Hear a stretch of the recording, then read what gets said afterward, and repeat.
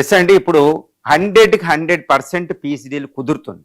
ఇది తాత్కాలికం మాత్రమే. ఎందుకంటే గత 2000 సంవత్సరాల పైబడి మనకి ఇటు ఇరాన్, ఇజ్రాయెల్ సంబంధాలు ఉంటాయి. అదేవిధంగా యుద్ధాలు ఉంటాయి. ఒక రకంగా చెప్పాలంటే ఈ మధ్య ఆసియా అనేది ప్రపంచంలోని అతి సంక్లిష్టమైన సమస్య అనమాట. ఒక వెక్సడ్ ప్రాబ్లం, కాంప్లెక్స్ ప్రాబ్లం, మానవ చరిత్రలోనే అతిపెద్ద కాంప్లెక్స్ ప్రాబ్లం, సుదీర్ఘకాలిక ప్రాబ్లం ఏదైనా ఉందంటే ఇదే.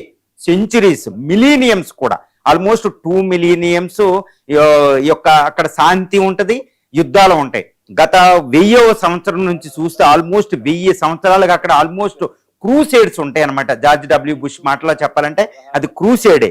ప్రస్తుతం అందరూ అనుకుంటారు ఇటు ఇరాన్, ఇజ్రాయెల్, అంటే ఇజ్రాయెల్ తరపున అమెరికా ఉంది కాబట్టి ఇప్పుడు ఇజ్రాయెల్ అదేవిధంగా ఇరాన్, అమెరికా యుద్ధాన్ని ఏ అర్థంతో మనం చూడాలంటే ఒక క్రూసేడ్ యుద్ధంతో చూడాలి.